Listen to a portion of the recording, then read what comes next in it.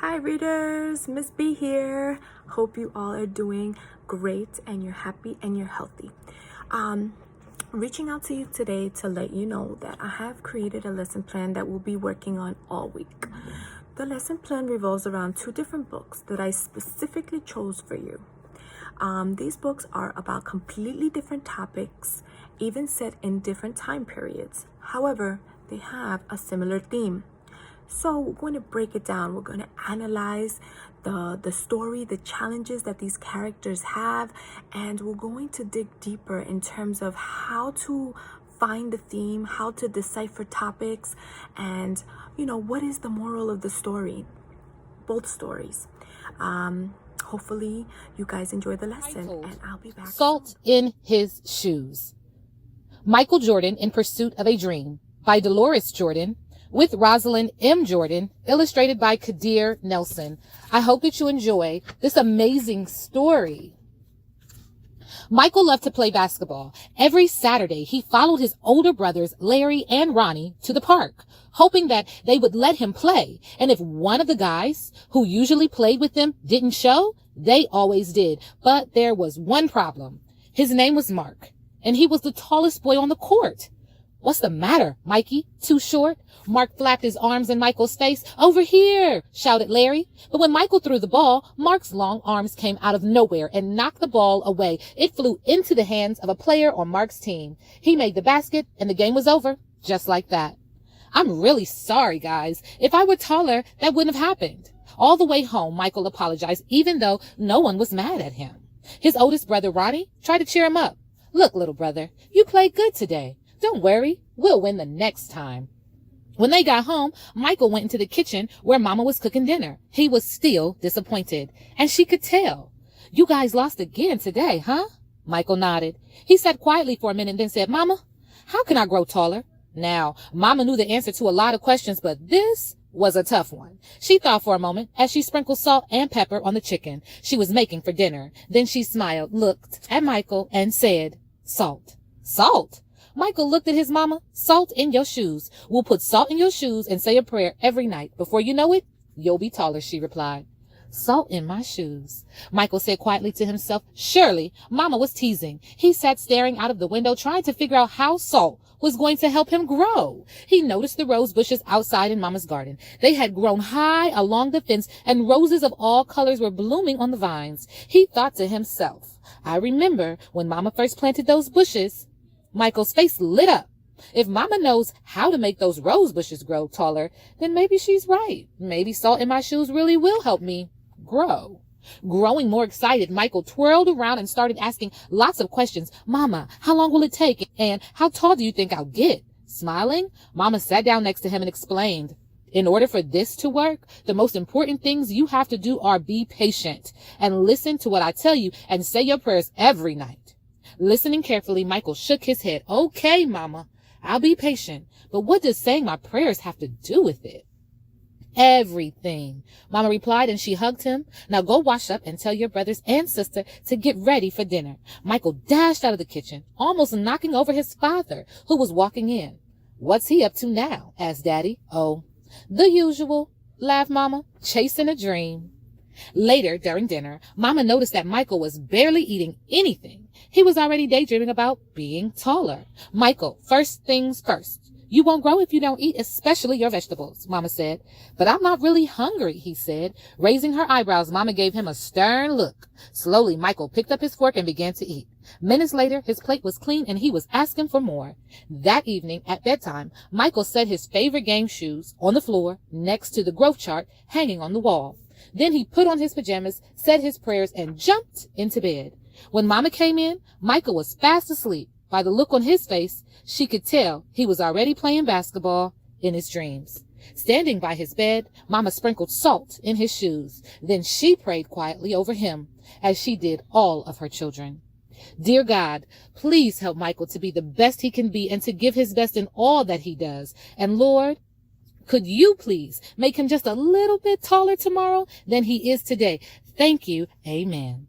After that night, Michael wore his favorite game shoes everywhere. He went even to church. And he stopped going to the park with his brothers on Saturdays. Instead, he stayed home and practiced. He wanted to grow a few more inches before he went back to the park. After 2 months of practicing and waiting patiently and praying, Michael stood next to the growth chart on his wall. Nothing.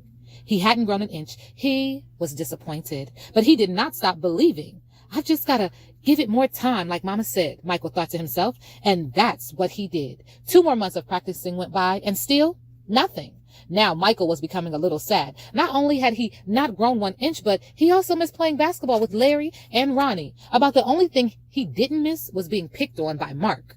When the next Saturday came, his brothers tried to get Michael to go with them to the park, but he wouldn't budge. Mama had begun to worry. When she saw Michael sitting alone on the steps, she said to Daddy, maybe you should go out and talk to him.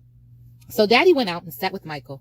What's wrong, son? You haven't gone to the park with your brothers for a while now. Are you okay? Michael didn't say anything at first. Then he looked at Daddy and said, I thought I would at least be a few inches taller by now. I did everything Mama told me to do, but nothing's happened. Michael, why do you want to be taller? Daddy asked. If I were taller, I'd be a great player and I could help our team win, Michael answered. But you are a great player, son, and you already have everything it takes to be a winner right here. Daddy tapped Michael on his chest. Being taller may help you play a little better, but not as much as practice, determination, and giving your best will. Those are the things that make you a real winner. Michael thought about what Daddy said for a minute. Then, suddenly, he jumped up and took off. Where are you going? Daddy yelled after him. I've got a game today, and I'm late, Michael yelled back. When Michael reached the park, the game had started. He sat on the bench, hoping he would get a chance to play. And he did. The game was almost over, and the score was tied when John, one of the guys on Michael's team, fell and hurt himself. Here was Michael's chance. Michael joined his team in the huddle as they gathered on the sidelines for a timeout. Okay, the game is tied. All we need is 1 point. Who wants to take the shot? Ronnie asked. He looked in Michael's direction. Feeling more confident than ever, Michael said, I'll do it. When the whistle blew and the game began again, Mark began to pick on Michael as usual. Still trying to play with the big boys, huh? Mark taunted. But Michael paid him no attention. Taller or not, he had been practicing, and today he was determined to win. Larry threw the ball inbounds to Michael. Michael caught it, bounced it for a moment, and then took off running. As he approached Mark, Michael shifted to his right. Mark followed, but while he was still shifting, Michael spun to his left, stepped behind Mark, and shot. The ball arched far above his opponent's hands and fell silently through the hoop. 2 points. The game was over. Michael's team had won. It was just as Michael had dreamed when he realized what he had done. Michael took off running and didn't stop until he reached home. Bursting through the door, he shouted, I did it, Daddy. I did it. I shot right over the tall guy's head and we won the game. Running in behind him, Ronnie and Larry joined the celebration. That's right, little brother. You did it. You won the game for us. Michael remembered the look that Ronnie gave him during the last time out of the game and said, no, we won the game, but I was the star. They all laughed. After that, Mama stopped putting salt in Michael's shoes. But Michael did not stop being patient and working hard and praying. So that must be what made Michael grow to be a 6'6" tall. Hi readers! So today I'm going to teach you how to find a theme in a story. By now you should have watched the read aloud based on the books, Salt in His Shoes, and More Than Anything Else. Let's begin to dig deeper.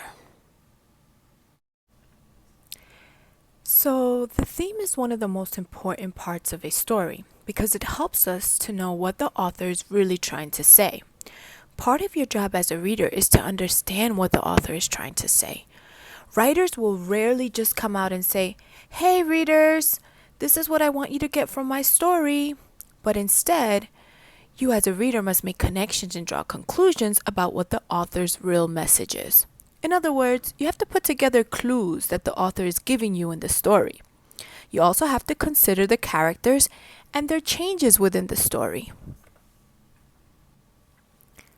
Before we can figure out the theme of a story, we have to know what a theme is. A theme is a message or a lesson that the author wants you to learn from the story. It's like the big idea, the main theme. What the story teaches the readers, in other words. Themes can be found everywhere and not just in books. They're found in movies, TV shows, commercials, arts, and stories. A theme is not just a topic of a work, it is a statement about the topic. The theme teaches a valuable lesson about life that applies outside of the story and its characters.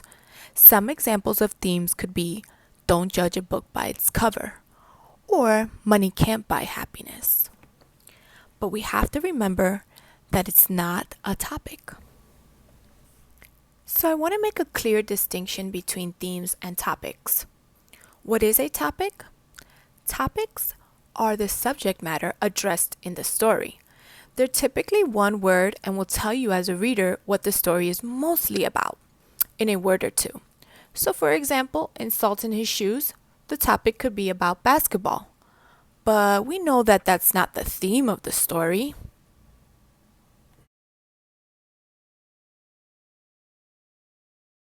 I want to provide you with a list or examples of topics. Here you'll see some main topics that are usually used in movies, like love, happiness, courage, jealousy.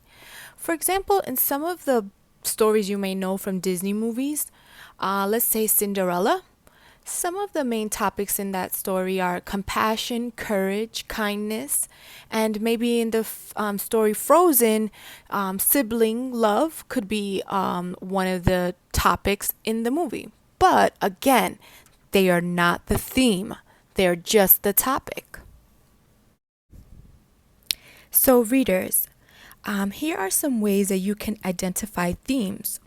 First, you want to analyze the problem in the story. What challenges does the characters face? So, for example, in Salt in His Shoes, what does Michael Jordan face in terms of challenges? So class, I want you to figure out one problem that Michael had in the story. Please comment on one problem that he has.